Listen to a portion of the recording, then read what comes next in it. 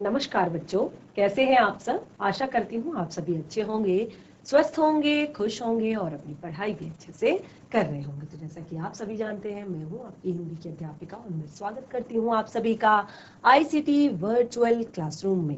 और आज हम यहाँ पर एकत्रित हुए हैं पढ़ने के लिए क्लास 6 की हिंदी। क्लास 6 की हिंदी में हम पढ़ रहे हैं अपनी वसंत पाठ्य पुस्तिका, और वसंत पाठ्य पुस्तिका जो है उसका चैप्टर हमारा चल रहा है अक्षरों का महत्व।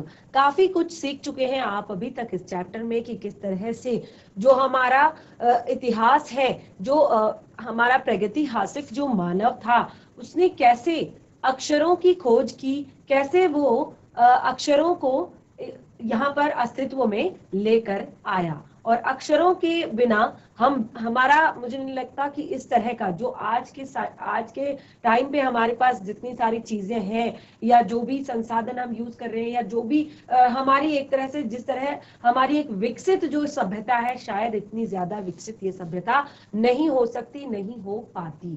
क्योंकि हमने यहाँ पर कल्पना भी की थी कि बिना अक्षरों के हमारा जीवन किस तरह का होगा। अगर हमें अक्षर ज्ञान नहीं होगा तो हमारा जीवन कैसा होगा। तो हमने अपने लास्ट सेशन में यहाँ पर प्रागैतिहासिक मानव के विषय में पढ़ा था कि किस तरह से प्रागैतिहासिक जो मानव था वो सबसे पहले उसने शुरुआत की कि वो अपने मन के भावों को एक्सप्लेन कैसे करे, अपने मन के भावों को कैसे वो एक्सप्रेस करे, कैसे बताए। तो सबसे पहले उसने इस तरह के चित्रों के द्वारा उसने अपने मन के भावों को व्यक्त किया। और ये चित्र थे शिकार से संबंधित। आप देख सकते हैं वो वो पत्थर के औजारों का प्रयोग करते थे अपने शिकार को मारने के लिए। तो आप देख सकते हैं यहाँ पर व्यक्तियों के जो चित्र बनाए गए हैं, उनके सभी के हाथ में औजार हैं, और आगे पक्षियों के चित्र भी हैं, और इस तरह से पशु जो उस टाइम पे जो उनको दिखाई देते थे, वो पशुओं के चित्र भी उन्होंने बनाए। तो इसके बाद हमने यहाँ पर आगे क्या पढ़ा, आगे हमने पढ़ा कि किस तरह से, देखिए जो हमारा यहाँ पर सबसे पहले हमने कहा कि पशुओं के चित्र और पक्षियों के चित्र और आदमियों के चित्र, और बाद में क्या आए, बाद में आपके भाव चित्र या संकेत चित्र जिनको कहते हैं, भाव चित्र या संकेत चित्र जिसको कहते हैं, वो आपके अस्तित्व में आए। देखिए चित्र, संकेत और बाद में भाव चित्र। भाव चित्र क्या होते हैं, जैसे कि हमने यहाँ पर क्लियर किया कि जो आप उसे देखें और आप देखते ही समझ जाएं कि किस बारे में बात हो रही है। तो जैसे कि हमने यहाँ पर कहा, एक छोटे से वृत्त, एक छोटा सा सर्कल बनाया गया और उस सर्कल के चारों ओर इस तरह की यहाँ पर जो कुछ घोतक रेखाएं थी वो खींच दी गई। तो ये क्या हुआ, ये आपका ताप यानी कि सूर्य का चित्र बन गया, और बाद में यही चित्र ताप या धूप का घोतक बन गया। यानी कि अगर आपको कहीं पर धूप दिखानी है, जैसे आपको कहा जाता है कि आप एक ड्राइंग बनाइए, आप एक चित्र बनाइए, तो आप अगर उसमें सन दिखाते हैं, सूर्य दिखाते हैं, तो आप बिल्कुल इसी तरह का चित्र बनाते हैं। ठीक है, उसके बाद में यही चित्र ताप या धूप का घोतक बन गया, और इस तरह के बहुत सारे अनेक जो चित्र है वो अस्तित्व में आए, बहुत सारे चित्र जो है वो अस्तित्व में आए। और तब जाकर काफी बाद में आदमी ने अक्षरों की खोज की। जब पहले इस तरह के भाव चित्र आए और इस तरह के जो संकेत चित्र आए, जो संकेत देते हैं, एक आइडिया देते हैं कि हाँ, अगर मनुष्य को उसने देखा है, मनुष्य जो है वो इस तरह का है, उसका सर है, ऐसे धड़ है, 2 हाथ है और फिर पैर है, और इस तरह से उसने भाला पकड़ा हुआ है, उसने अपना हथियार जो है पकड़ा हुआ है। तो आप देख सकते हैं इस तरह के जो यहाँ पर चित्र उसने बनाए, संकेत चित्र या इनको भाव चित्र कहा गया। तो खोज के सिलसिले को शुरू हुए मुश्किल से 6000 साल ही हुए हैं। इस खोज के सिलसिले को, किसके खोज के सिलसिले को, अक्षरों के खोज के सिलसिले को शुरू हुए मुश्किल से 6000 साल ही हुए हैं, और केवल 6000 साल। तो आगे क्या कुछ यहाँ पर हमें बताया गया है, देखिए सबसे पहले इस तरह के कुछ चित्र, इस तरह के चित्र जो कि मध्य अमेरिका के ओजम्बिबा ओजिम्बाबा आदिवासियों के चित्र है ये, जो ओजिम्बाबा में आदिवासी रहते थे। और दाई से बाईं ओर, यानी कि दाई से बाईं ओर आप देख सकते हैं क्रमशः ये आपका तूफान का देवता, ये चित्र है तूफान का देवता, यानी कि उनको उस टाइम पे जो भी उन्हें फील होता होगा, जो भी उन्हें समझ में आता होगा, तो वो उस तरह का एक चित्र वहां पर बना देते हैं अपने मन के भावों को बताने के लिए, अपने मन के भावों को व्यक्त करने के लिए कि एक जो तूफान का देवता होता है वो कुछ इस तरह का होता है। यानी कि आप देख सकते हैं बहुत ज्यादा खतरनाक उसका चेहरा बनाया गया है और बहुत सारे उसमें से इस तरह, यानी कि वो चारों ओर फैल जाता है और चारों ओर फैलकर तबाही मचाता है। तो तूफान का देवता इस तरह से बनाया गया है और जो कि सारे आकाश को घेर रहा है, जो सारे आकाश को घेर रहा है। उसके बाद नगाड़ा, उसके बाद एक तरह का नगाड़ा बनाया गया, यानी कि जो भी वो बजाते होंगे, जो भी वो यंत्र बजाते होंगे, तो उस तरह का एक नगाड़ा बनाया गया। और उसके बाद आपका पंखों से सुशोभित नगाड़ा, कुछ तरह का अलग, यहाँ पे देख सकते हैं आप इस तरह के पंख लगे हुए हैं, पंखों से सुशोभित नगाड़ा। तो कुछ डिजाइनर कुछ पंख लगा के उन्होंने नगाड़े का जो नगाड़े को देखा होगा, तो उसको उन्होंने इस तरह से व्यक्त किया। उसके बाद द्रोण काक, द्रोण काक का ये चित्र यहाँ पर बनाया गया है। उसके बाद कौआ, एक कौआ बनाया गया है छोटा सा। तो ये सारे क्या है, ये उनके भाव है, ये उन्होंने इस तरह से अपने मन के भावों को व्यक्त किया। और आखिरी में उन्होंने यहाँ पर बनाया दवा खाने में आदमी, दवा खाने में यानी कि मेडिकल स्टोर में बैठा हुआ एक आदमी। तो इस तरह के उन्होंने जो ये चित्र बनाए हुए हैं, सारे चित्र जो बनाए हुए हैं, ये क्या है, भाव चित्र हैं। यानी कि उन्होंने इन चित्रों के माध्यम से अपने मन के भावों को व्यक्त किया है, अपने मन के भावों को बताया है। और ये चित्र है मध्य अमेरिका के ओजिम्बाबा आदिवासियों के चित्र, ये आदिवासियों द्वारा, क्योंकि जो पहला जो मनुष्य था वो एक तरह से जंगल में रहने वाला, यानी कि जंगल से ही उसकी शुरुआत हुई। पहले वो एक एनिमल के तौर पर रहता था, जैसे कि मैंने आपको बताया, पूरी बातें, पूरी हिस्ट्री जो हमने यहाँ पर है आदि मानव की, वो हमने सारी क्लियर की है कि कैसे जो पहले एक आदि मानव जो होते थे वो कैसे अपना जीवन जीते थे, एक जानवर की तरह जीवन जीते थे, यानी कि कोई उनकी फैमिली नहीं थी, कोई उनके एक रहने का स्थान नहीं था फिक्स, और कोई वो भोजन उनका फिक्स नहीं था, वो केवल मांसाहार करते थे या शाकाहारी जो भी उन्हें जंगल में मिल जाता था वो करते थे। लेकिन धीरे धीरे धीरे जब उसके मस्तिष्क का विकास हुआ, तो धीरे धीरे उसमें ये सारी चीजें, ये सारे चेंजेस, ये बदलाव आते रहे और आज का जो मानव है वो काफी आगे बढ़ चुका है, काफी आगे विकसित हो चुका है। तो इस तरह से आगे भी हमारी यहाँ पर बहुत सारी बातें यहाँ पर डिस्कस की गई है। देखिए, अक्षरों के खोज के साथ एक नए युग की शुरुआत हुई, अक्षरों की खोज के साथ एक नए युग की शुरुआत हुई, क्योंकि अक्षर, जैसे कि मैंने कहा, जीवन परिवर्तित कर देने वाली चीजें, जीवन को पूरी तरह से बदल देने वाली चीजें हैं ये अक्षर। कैसे? जब आप देखिए, जब आप घर पर होते हैं, जब आप घर पर होते हैं तो आपका कोई भी रूटीन नहीं होता, आप घर पर किसी भी तरह से छोटे जब होते हैं, फिर जब आप स्कूल में जाते हैं तो आप सीखते हैं, जब आप बड़े होते हैं आप सीखते हैं कि आपको अपने बड़ों से कैसे बात करनी चाहिए, अपने छोटों से कैसे बात करनी चाहिए, कहाँ पर आपको किस तरह का व्यवहार करना चाहिए, कहाँ पर आपको क्या बोलना चाहिए, कहाँ पर आपको क्या नहीं बोलना चाहिए। और समाज में जो भी ये सारी चीजें हैं, सारी इंफॉर्मेशन, आज की जो बुक्स है उनमें आप क्या पढ़ते हैं, इंफॉर्मेशंस तो पढ़ते हैं, सूचनाएं तो पढ़ते हैं। साइंस की बुक में आप क्या पढ़ते हैं कि आप हेल्दी खाइए, आप अच्छा खाना खाइए, संतुलित आहार,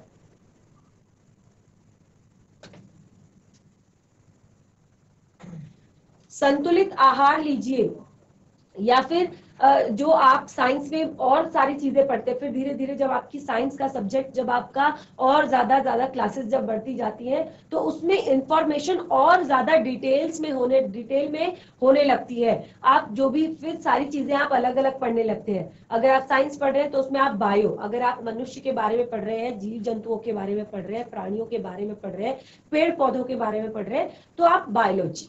अगर आप केमिकल्स के बारे में पढ़ रहे हैं तो आपको केमिस्ट्री।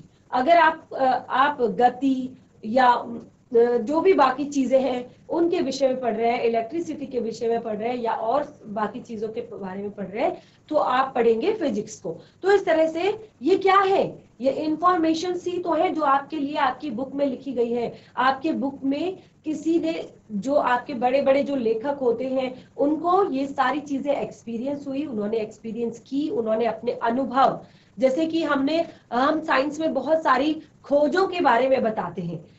उस समय पर जैसे सेल, कोशिका की खोज हुई, जो सेल जिससे पूरा मनुष्य बना हुआ है, एक इंसान जिससे बनता है सेल, कोशिका। आपने अभी शायद नहीं पढ़ा होगा, लेकिन आप आगे पढ़ेंगे साइंस में। तो अगर हमें नहीं पता चलता कि सेल भी कुछ होती है, कोशिका भी कुछ होती है, तो कैसे हम इतनी सारी डिजीज, जो इंसान को इतनी सारी बीमारियां होती हैं, उनके बारे में बता पाते। या अगर हमें केमिस्ट्री के बारे में नहीं पता होता, केमिकल्स के बारे में नहीं पता होता, तो कैसे हम इन सारी बीमारियों की दवाई बना पाते, इन सारी बीमारियों से निवारण पाते।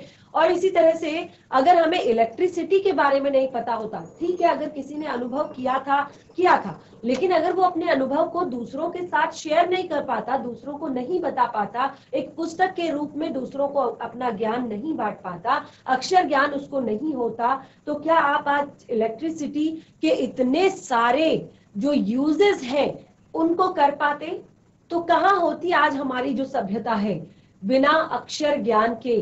तो अक्षर ज्ञान के साथ ही एक नए युग की शुरुआत होती है, एक नया युग आता है। जैसे देखिए, एक छोटा सा एग्जांपल मैं अभी आपको बताती हूँ कि जब से ये कंप्यूटर का युग आया है, देखिए अक्षर ज्ञान तो इंसान को काफी पहले हो चुका था, कंप्यूटर के हिसाब से मैं आपको बता रही हूँ, काफी पहले हो चुका था। पहले भी लोग पढ़ाई करते थे, पहले भी लोग सारी चीजें अपना ज्ञान बांटते थे, अलग अलग डिग्रीज लेते थे, पढ़ाई भी करते थे, सब कुछ करते थे। लेकिन जो ये कंप्यूटर का जो युग आया है, जो एक इंफॉर्मेशन टेक्नोलॉजी का जो एक नया युग अभी आया है, तो इसमें आपने देखा कि सारी चीजें कितनी तेजी से विकसित हो रही हैं, कितनी तेजी से चेंजेस आ रहे हैं चीजों में। तो यही है कि एक नए युग की शुरुआत होती है। अभी हमारा कंप्यूटर का युग, देखिए आप स्कूल में जाएंगे, अभी आप जो ये यहाँ पर मुझे देख पा रहे हैं, मुझे सुन पा रहे हैं, मुझे समझ पा रहे हैं, तो ये भी एक इसी तरह का एक ज्ञान है कि आपको किसी ने ये सारी चीजें अनुभव की कि हाँ, ऐसे से ऐसा होगा, ऐसे से ऐसा होगा, ऐसे से ऐसा होगा, और वो सारी चीजें उसने अपनी बुक में लिख ली, अपनी किताब में लिख ली, अपनी कॉपी में लिख ली, और अब उस ज्ञान को अपने आने वाली पीढ़ी को ट्रांसफर किया। तो जो आने वाली पीढ़ी थी उसने उस पर और रिसर्च की, और ज्यादा, ठीक है कि अगर ऐसे से ऐसा होता है तो ऐसे से ऐसा क्यों नहीं होता, तो उस पर और रिसर्च की, और उससे क्या हुआ कि उन्होंने उसको और ज्यादा अच्छा बना दिया। जो पहले आप देखेंगे कि पहले क्या होता था कि आप एक छोटा सा एग्जांपल, पहले के लोग रिक्शे में, टांगे में, या घोड़ा गाड़ी में, या बैलगाड़ी में इधर उधर यात्रा करते थे सभी। और आपने देखा होगा बहुत लंबी लंबी यात्राएं तो मुश्किल से ही हो पाती थी, और अगर होती भी होंगी तो पैदल होती होंगी, या फिर बहुत मुश्किल से ही हो पाती होंगी। लेकिन फिर धीरे धीरे क्या हुआ कि इंजन का निर्माण हुआ, इंजन बना, और धीरे धीरे फिर वाहन बनने लगे, छोटे छोटे वाहन बने, और अब आप देख सकते हैं कि इलेक्ट्रिसिटी से चलने वाले, इतनी तेज चलने वाली बुलेट ट्रेन तक यहाँ पर अब हमने निर्मित कर दी है। अब हम धरती पर ही नहीं, हवा में भी हम बहुत आसानी से अपने जो बहुत लंबी लंबी दूरियां हैं उनको भी बहुत कम समय में हम पूरा कर जाते हैं। तो यही है अक्षर ज्ञान का महत्व, एक नए युग की शुरुआत। जब आपको कोई चीज पता है, आपने दूसरे के साथ शेयर की, और खास तौर पर अपने आने वाली पीढ़ी के साथ जब आप शेयर की, तो वो अपना दिमाग उस पर लगाएंगे कि अच्छा, सिर्फ चल नहीं सकती, उड़ भी सकती है। ठीक है, तो अब तो आप देखेंगे कि रॉकेट्स, आप धरती के बाहर भी उपग्रह हम छोड़ते हैं, धरती के बाहर भी, चांद पर भी लोग पहुंच चुके हैं। तो इन सब का रीजन, इन सब का कारण क्या है? केवल और केवल अक्षर ज्ञान है। उन्होंने पढ़ा, उन्होंने लिखा, और उन्होंने उस पर रिसर्च की, उन्होंने खोज की, और उसके बाद आया एक नया युग। तो इस तरह से अक्षरों की खोज के साथ एक नए युग की शुरुआत हुई। आदमी ने अपने विचार, अपने हिसाब किताब को लिखकर रखने लगा। अब देखिए, ये हम आदि मानव की बात कर रहे हैं, प्रगतिहासिक काल के काल का जो मनुष्य है उसकी बात कर रहे हैं। तो अब जब उसको धीरे धीरे इस तरह से अक्षर ज्ञान आ चुका है, अक्षरों की खोज उसने कर ली है, पहले उसने चित्रों के माध्यम से, फिर उसने भाव चित्रों के माध्यम से, फिर उसने धीरे धीरे सिंबल्स बना लिए कि हाँ, इसको हम इससे बताएंगे कि अच्छा ये चीज है तो ये इससे बताया जाएगा, ये चीज है तो ये इससे आएगा।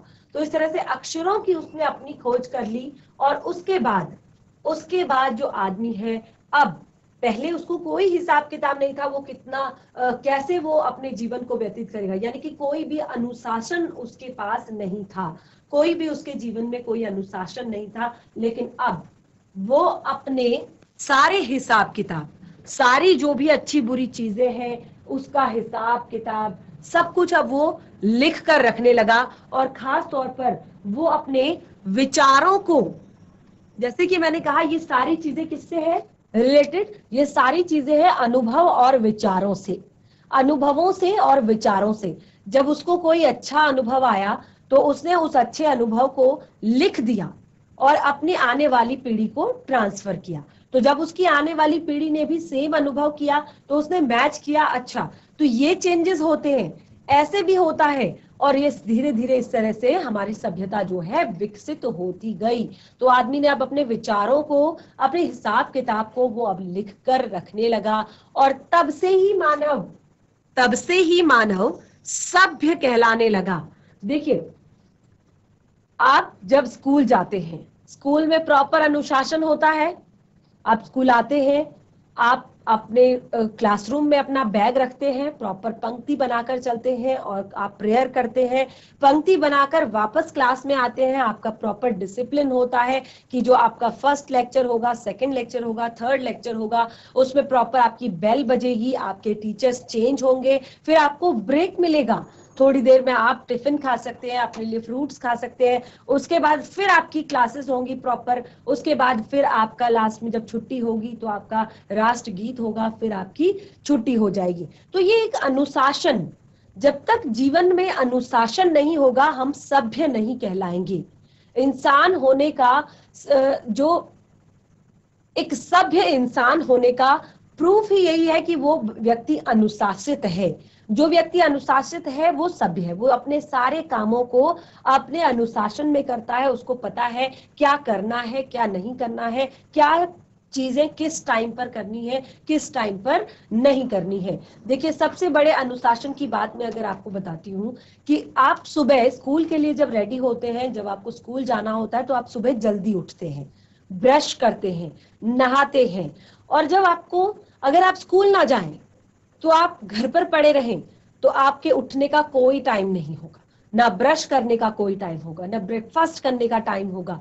तो क्या ऐसे आप अपने जीवन को अच्छा कर पाएंगे, या आप अनुशासन में रहकर अपने जीवन को अच्छा कर पाएंगे?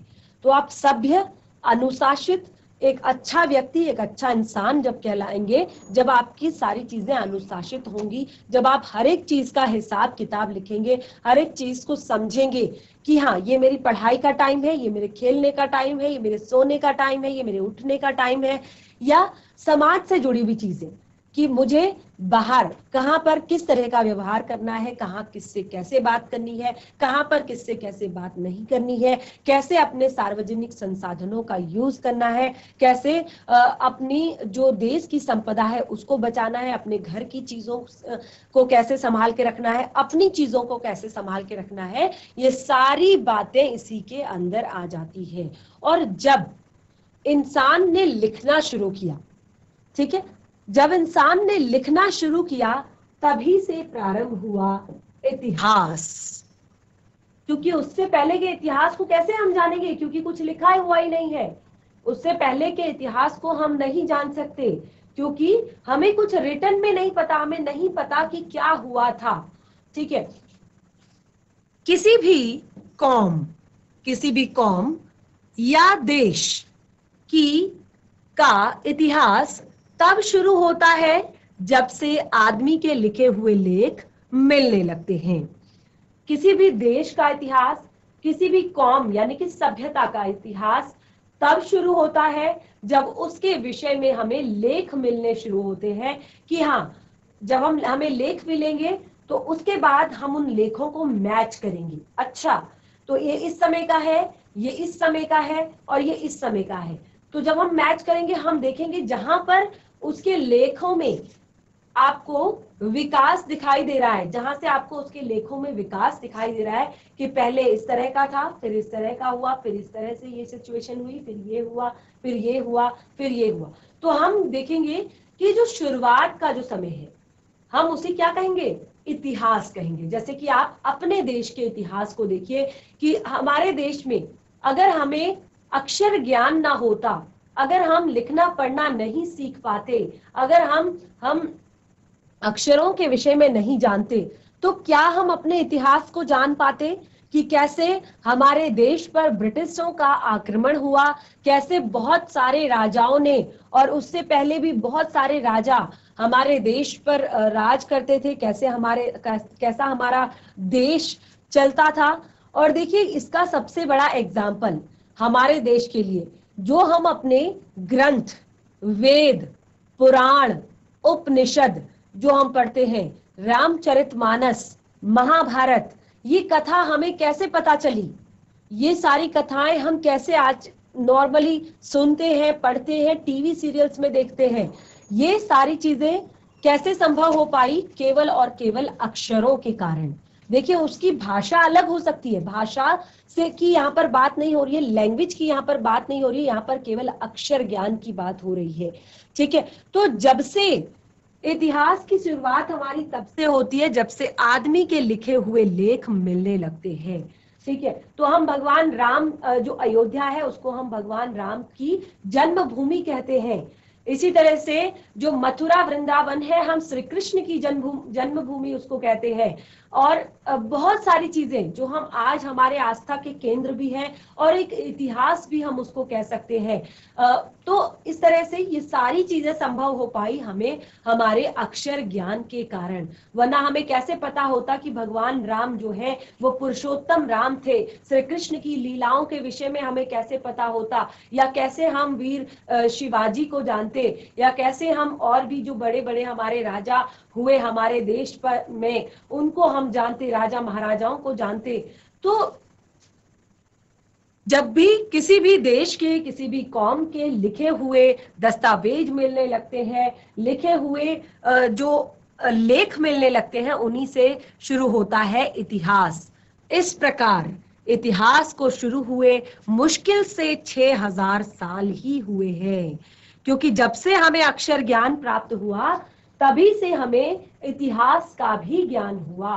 तो लगभग हमें 5 से 6000 साल हुए हैं इतिहास को जानते हुए। उससे पहले के काल को प्रागैतिहासिक काल, उसके पहले के काल को प्रागैतिहासिक काल यानी कि इतिहास के पहले का समय कहते हैं। देखिए हमें ये जो हमने सारी बातें आपको बताई, ये जो मैंने सारी चीजें आपको एक्सप्लेन की धरती के बारे में, पृथ्वी के बारे में, आदि मानव के विकास के बारे में, तो ये रिटन में कहीं पर नहीं है। ये हमने जो चीजें यहाँ पर इमेजिनेशन की कि हाँ जब ये इस तरह का हमारा इतिहास रहा है तो इससे पहले जो काल होगा वो जरूर प्रागैतिहासिक काल होगा, यानी कि जो इंसान है वो प्रगति कर रहा होगा, धीरे धीरे आगे बढ़ रहा होगा। तो अतः हम देखते हैं कि यदि आदमी अक्षरों की खोज नहीं करता, यदि जो मनुष्य है, यदि जो आदमी है अक्षरों की खोज नहीं करता, तो आज हम इतिहास को नहीं जान पाते। आज हम इतिहास को नहीं जान पाते, तो अभी तक हमने जितनी भी सारी चीजें यहाँ पर पढ़ी, जितनी भी सारी चीजें मैंने आपको बातें आपको यहाँ पर एक्सप्लेन की, तो उससे हमें एक बात यहाँ पर क्लियर हो गई है कि यदि अतः अगर हम आदमी मनुष्य अक्षर की खोज नहीं कर पाता, अक्षरों को नहीं जान पाता, अक्षरों को नहीं समझ पाता, तो फिर जो आज हम इस इतिहास को नहीं जान पाते, हम अपने पुराने इतिहास को नहीं समझ पाते, तो हम नहीं जान पाते कि पिछले कुछ हजार सालों में आदमी किस प्रकार रहता था, क्या सोचता था, क्या कौन कौन से राजा हुए इत्यादि। तो जैसे कि आपने देखा होगा कि जो बहुत सारी सभ्यता, अभी आप आगे पढ़ेंगे, ये आपने अभी तक नहीं पढ़ी होंगी चीजें, बहुत सारी सभ्यताएं हमारे देश में मिली जब हमारे देश में खुदाई हुई सभ्यताओं के दौरान, जैसे हड़प्पा सभ्यता, मोहनजोदड़ो सभ्यता, ठीक है, सिंधु घाटी की सभ्यता। तो ये सारी सभ्यताएं कैसे हमें इनके बारे में पता चला, क्योंकि हमने इनके कुछ इतिहास से जुड़े हुए हमें इनके कुछ दस्तावेज मिले, और उन्हीं दस्तावेजों के बाद हमने खुदाई शुरू की, और उसके बाद हमने जाना कि तब जो इंसान था वो उसका रहन सहन क्या था, वो कितना ज्यादा विकसित था, उसका मस्तिष्क कितना ज्यादा विकसित था। आप पढ़ेंगे देखेंगे कि जो आपकी सिंधु घाटी की सभ्यता है, मोहनजोदड़ो जो सभ्यता है, उसमें आप देखेंगे कि जो आप आगे अपने सब्जेक्ट्स में पढ़ेंगे, क्लास 6 में है, आप हिंदी का भी, आपकी जो हिंदी की आपकी वसंत पाठ्य पुस्तिका के साथ जो आपकी दूसरी पाठ्य पुस्तिका है क्लास 8 में, भारत की खोज, तो उसमें आप देखेंगे कि बहुत सारी चीजें आपको सीखने को मिलने वाली है, आपको पढ़ने को, आपको समझने को मिलने वाली है सभ्यता विकास के बारे में।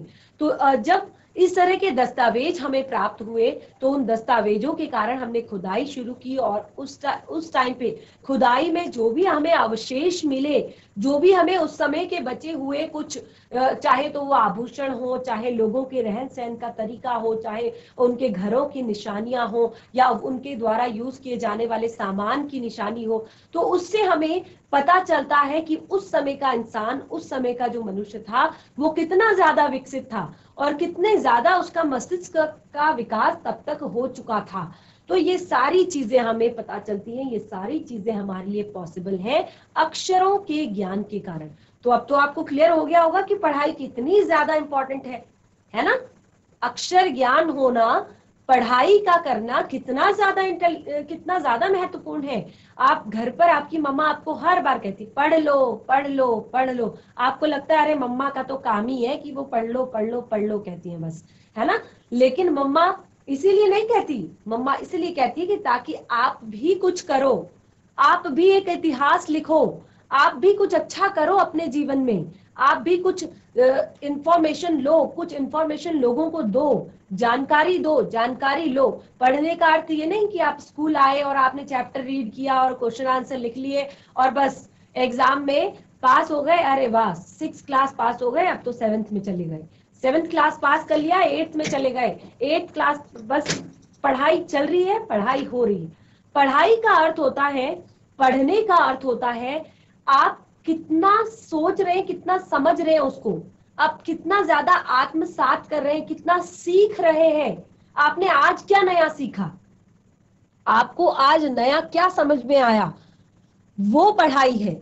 ये रीडिंग करके, ऐसे तो हम न्यूज़पेपर पढ़ते हैं, रोज सुबह हमारे घर में न्यूज़पेपर आता है और हम न्यूज़पेपर पढ़ते हैं, क्या आप उस न्यूज़पेपर को याद रख लेते हैं? न्यूज़पेपर हम केवल इसीलिए पढ़ते हैं, हम इंफॉर्मेशन लेने के लिए, हम सूचनाएं लेने के लिए कि आज हमारे शहर में क्या हुआ, आज देश में नया क्या हुआ, आज कहां पर। आप याद नहीं रखते, बहुत सारी चीजें आप एक साथ याद नहीं रख सकते। जो मेन हेडिंग्स होंगी आप वो याद रख सकते हो, जो एक मेन इंफॉर्मेशन आपको दी गई होगी, जरूरी सूचना जो होगी वो आप याद रख सकते हो। लेकिन एक पढ़ना और समझना, आत्मसात करना, उसको प्रयोग में लाना और उससे आगे कुछ एक्सपेरिमेंट करना, वो होती है असली आपकी पढ़ाई। तो अब आपको अक्षरों का महत्व काफी ज्यादा समझ में आ गया होगा। तो देखिए, यही बातें यहां पर भी की गई है कि यदि हम यदि मनुष्य अक्षरों की खोज नहीं करता तो आज हम अपने इतिहास को नहीं जान पाते, और हम यह नहीं जान पाते कि पिछले कुछ हजार सालों से आदमी किस प्रकार रहता था, क्या सोचता था, और हमारे देश में कौन कौन से राजा हुए। लास्ट हमारा पैराग्राफ, अक्षरों की खोज मनुष्य की सबसे बड़ी खोज है अब तक की। चाहे मनुष्य चांद पर क्यों ना चला गया हो, लेकिन उससे भी बड़ी खोज है अक्षरों की खोज, क्योंकि अक्षरों के आधार, अक्षरों पर ही ये पॉसिबल है, अक्षरों से ही ये पॉसिबल हो पाया है कि आज हम चांद पर पहुंच गए हैं। अक्षरों की खोज के करने के बाद ही मनुष्य अपने विचारों को लिखकर रखने लगा। इस प्रकार एक पीढ़ी का ज्ञान इस्तेमाल करने के लिए दूसरी एक पीढ़ी के ज्ञान को दूसरी पीढ़ी इस्तेमाल करने लगी, यानी कि जो एक्सपीरियंस उनके पूर्वजों ने किए थे अब उन्होंने वो अपने आने वाली पीढ़ी को दिए, और अब आने वाली पीढ़ी उनको सीख रही है, उन संस्कारों को, उन सभ्यताओं को सीख रही है, और उसमें कुछ चेंजेस समय के साथ लाकर, कुछ अच्छे परिवर्तन लाकर आगे बढ़ा रही है। अक्षरों की खोज करने के बाद पिछले 6000 सालों में मानव जाति का तेजी से विकास हुआ है। तो ये तो है ही कि जब अक्षर ज्ञान मनुष्य को हो गया है तो उसका विकास तेजी से होना, यह महत्व है अक्षरों का।